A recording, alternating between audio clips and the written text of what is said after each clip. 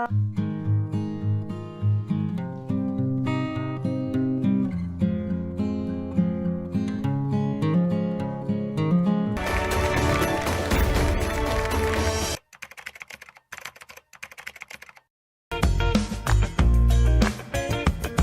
అండి, నేను మీ Anupama from flavours of Anupama. చూస్తూ అసలు మన జర్నీ చాలా నెలలు అయిపోయిందండి. మనం ఆల్మోస్ట్ దేవి నవరాత్రులకు వచ్చేసాం. 6వ రోజు నెక్స్ట్ నామం ఏంటంటే హరిద్రానైకరసిక. హరిద్రానైకరసిక అంటే ఎల్లో కలర్ అన్నం అండి. ఇది మనం ఏ ఎల్లో కలర్ అన్నమన్నా పెట్టచ్చు, చిత్రాన్నం పెట్టచ్చు, పులిహోర పెట్టచ్చు.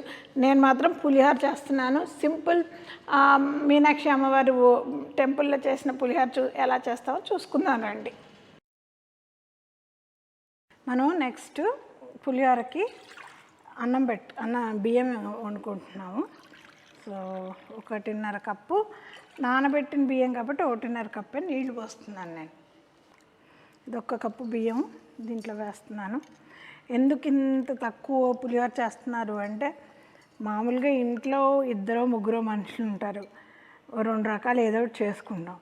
ఇంతకన్నా ఎక్కువ చేసుకోవాలంటే నేను అన్నీ పెడతాను, మీరు 2, 3, 4 టైమ్స్ కూడా చేసుకోవచ్చు ఫ్యామిలీ సైజ్ బట్టి. ఇదైతే 2 మనుషులకి సరిపడా పులిహోర. నన్ను కొద్దిగా 70% పైన ఉడికిందండి. నేను పోసిన నీళ్లు కూడా బాగా ఎగిరిపోవడానికి వచ్చినాయి. దీన్ని కొద్దిగా మనం చింతపండు పులుసేసి దమ్కి పెట్టుకుందాము. కొంచెం చింతపండు పులుసు,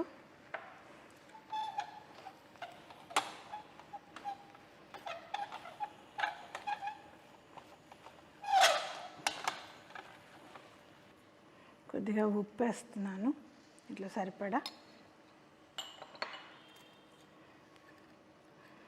కొద్దిగా పసుపు. దీన్ని మనం ఇప్పుడు చక్కగా దమ్ కుకింగ్ పెట్టేసుకుందాం. చక్కగా ఆవిరి మీద దీన్ని ఉడకనిచ్చేద్దాం. సో ఇదండి, మనం పప్పు నూనెతోనే వేసుకోవాలి. మీరు తట్టుకోగలను అనుకుంటే నువ్వుల నూనె వేసుకోండి.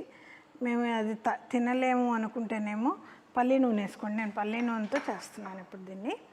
సో మనం ముందు దీన్ని అసలు కొద్దిగా మెంతులతో మొదలెడదాం. మెంతులు వేగడానికి ఎప్పుడు కొద్దిగా టైం పడుతుంది కదా, అది ముందు మెంతులు వేసుకుందాం.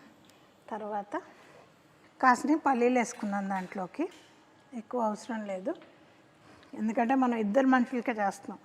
గుర్తుంచుకోండి, అన్నీ ఇంక్రీజ్ చేసుకోండి మీరు దాన్ని బట్టి. కాస్త శనగపప్పు, కాస్త మినప్పప్పు, ఆ తర్వాత కొంచెం ఆవాలు. ఇందులో మామూలుగా చాలా వరకు ఇది మీనాక్షి అమ్మవారి టెంపుల్లో చేసే ప్రసాదం అండి. వాళ్ళు జీలకర్ర వేయరంట, జీలకర్ర స్ట్రాంగ్ టేస్ట్ అని వేయరంట. సో నేను కూడా ఇవాళ జీలకర్ర వేసుకోలేదు.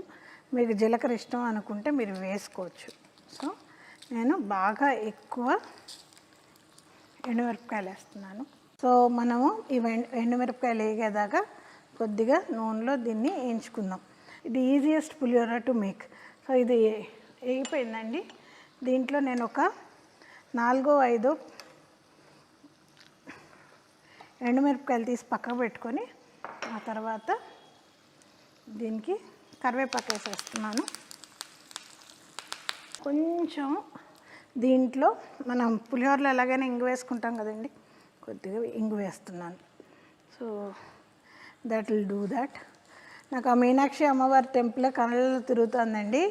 అంత అందమైన టెంపుల్ని నా జీవితంలో నేను ఎప్పుడు చూడలేదని న్యాయంగా చెప్పాలి. అసలు అక్కడ ఆ రాతి చెక్కడాలు ఏంటి, అమ్మవారి అందం ఏంటి, అసలు ఆ పద్ధతి ఏంటి. నేను అంటే మన భారతదేశంలో పుట్టినందుకు ప్రౌడ్గా ఫీల్ అవ్వాలి అంటే ఆ టెంపుల్స్ చూడాలండి. సో మన దమ్ మీద వేసి ఉడికిన పులిహోరలో నేను ఇది వేసేసి కలిపేస్తున్నానండి. దీంతో పులిహోర రెడీ.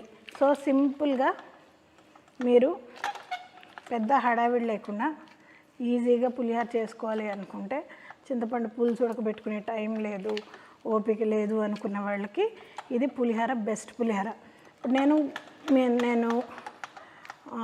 మన గుడి పద్ధతిలో చేశాను. మీరు అలా చేయక్కర్లేదు, మీ నార్మల్ పులిహోర తాలింపేసి కూడా కలుపుకోవచ్చు ఇందులో, అది కూడా బాగానే ఉంటుంది.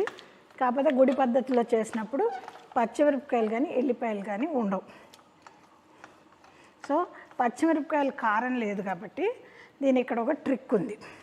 సో అండి నేను ఇదిగోండి ఇప్పుడు ఈ ఎండుమిరపకాయలన్నిటిని చక్కగా క్రష్ చేస్తున్నాను, చేసి తీసి అందులో వేస్తున్నాను. సో మనం ఈ టైంలో ఇలా అంటే అప్పుడు దానికి కొంచెం కారం కూడా అంటే ఇంకా బాగుంటుంది టేస్ట్. చూసారా గుడి పులిహోర లాగా ముద్ద ముద్దగా బ్రహ్మాండంగా వచ్చింది. మనకి మన పులిహోర అయితే ఇలా ముద్ద ముద్దగా రాదు.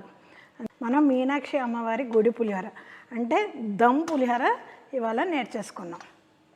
ఈ వీడియో మీకు నచ్చింది అనుకుంటున్నానండి. నచ్చితే తప్పకుండా లైక్ చేయండి, షేర్ చేయండి, బెల్ ఐకాన్ అస్సలు మర్చిపోకండి. Thank you. Bye bye. Your Anupama from flavours of Anupama.